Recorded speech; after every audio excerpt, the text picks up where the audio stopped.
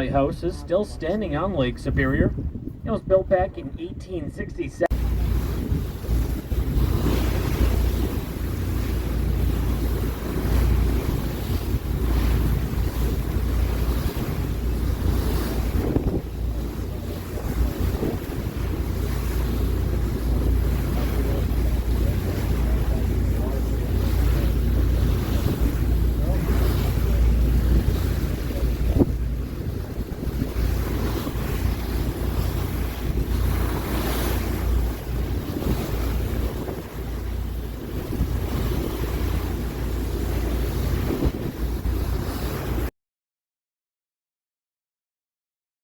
One, undercutting of the shoreline, and allows Mother Nature to do some pretty fancy sculpting. You might also notice some colors in the face of the cliff. Some of these rocks have thin pushes those tiny minerals out these porous cliffs. They'll run down, oxidize,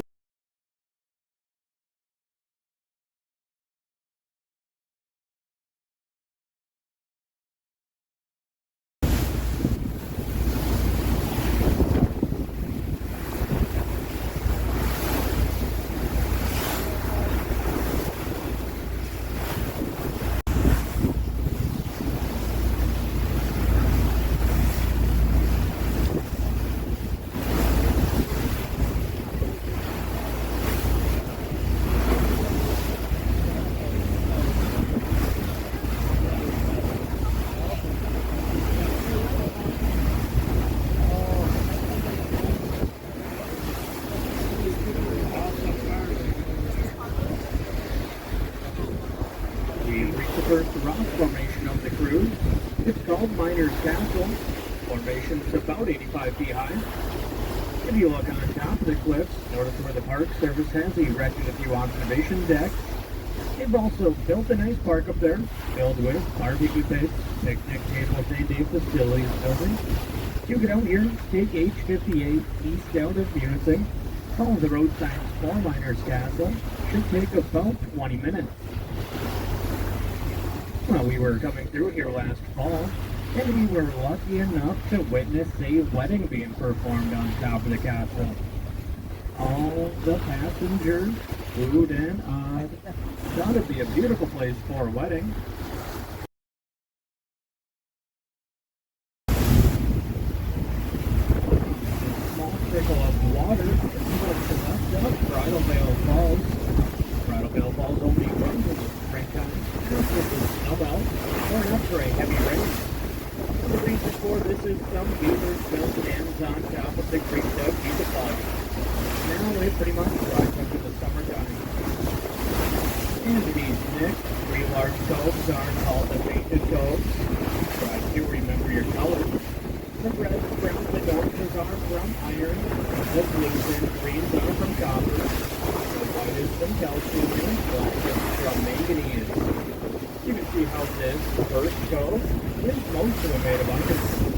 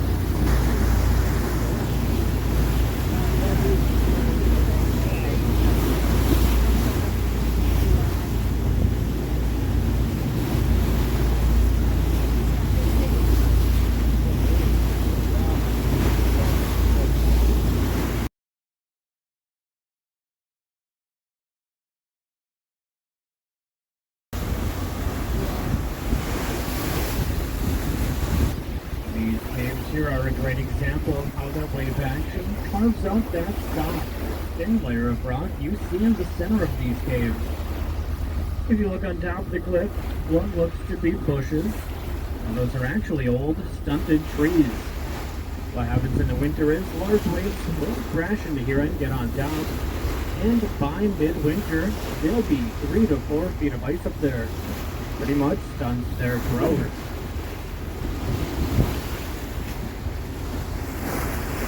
You will see that archway. Well, that's Lover's Leap. I do not recommend jumping off Lover's Leap, though. I don't care how much you think you're in love. The water beneath the arch is only 3 feet deep. There's 3 or 4 buildings in out this summer already. The sun's falling out. If you look at the picture inside, you're on the southern and the north. You'll see a little massive rock on the left side. There's a little heart almost, but that came off last year.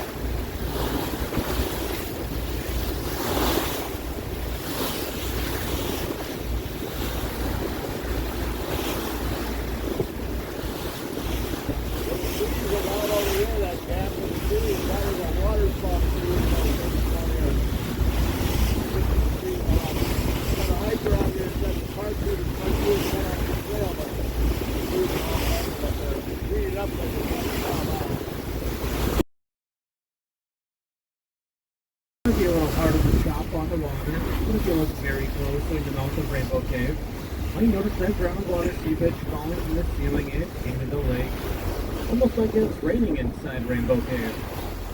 Well, that groundwater does run all year round and creates huge colorful icicles in the wintertime.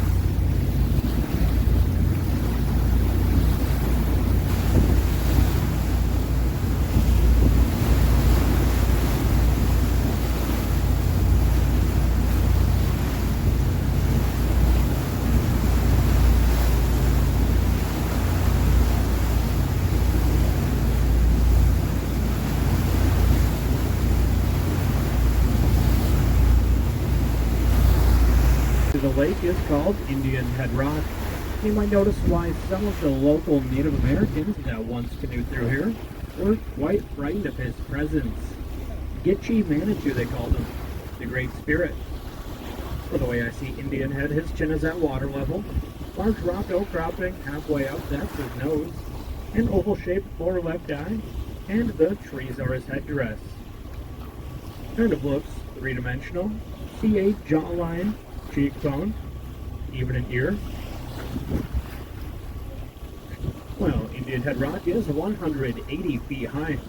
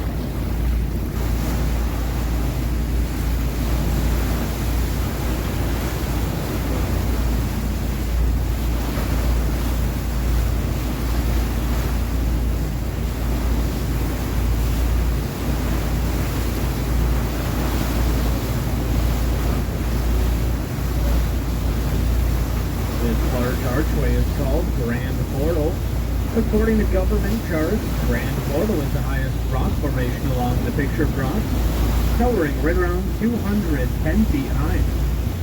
There used to be a series of caves and caverns extending toward the moat town, covering an additional 6 acres. But that came crashing down back in 1902. The cave you see the mouth of Grand Portal caved in about 30 years ago. Used to be able to fit a small boat under there, but now you pretty much have to rock climb.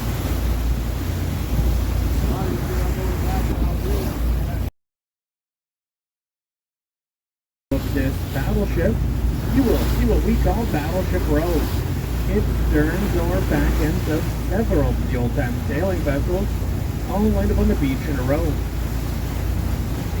Oh, there's the beach, and here they come now. Battleship Row.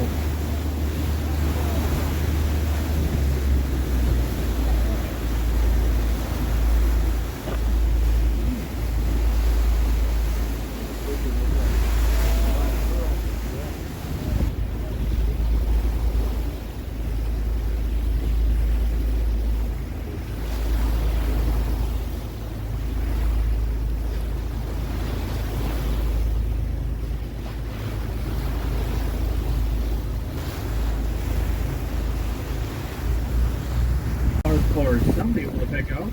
It's called the Broken Flower Vase. Now picture the trees as the flowers and the rock as the vase. Kind of has a narrow waster stem with a flared bottom and a chip off the right. Some people from the Detroit area say it looks a lot like this Stanley Cup. I'm surprised they can still remember what this Stanley Cup looks like. No, jeez. Kind of look like bear's legs. When a 15-foot wave comes crashing into here, sounds a lot like thunder.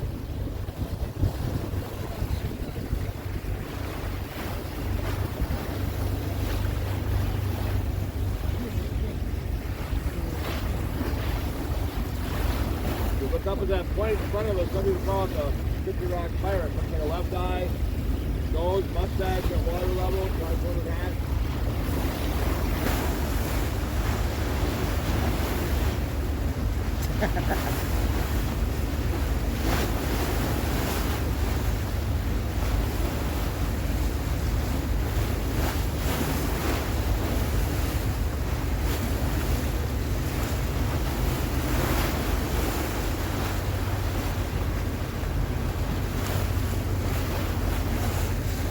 That big pipe here on the left up here.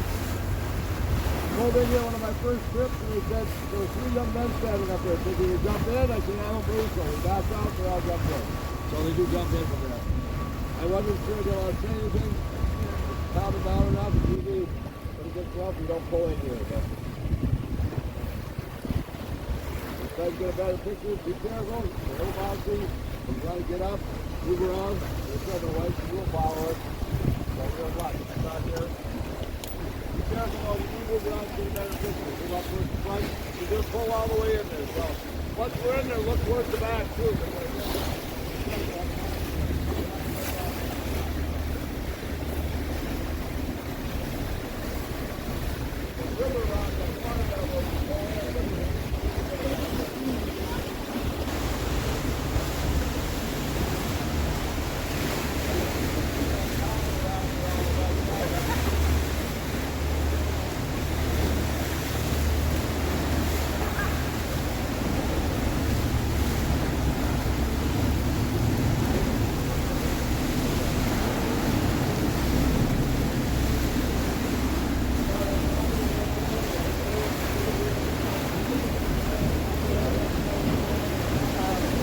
Okay.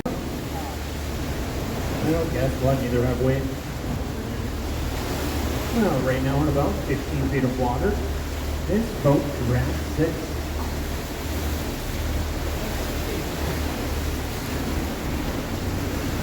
Miles away from everyone. And on those hot, sticky summer days, they'll take off all of their clothes and run up and down this beach naked. Disgusting, isn't it?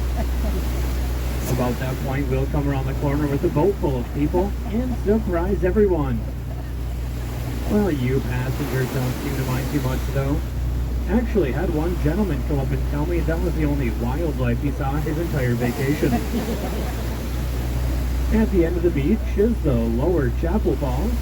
It's the mouth of the Chapel River.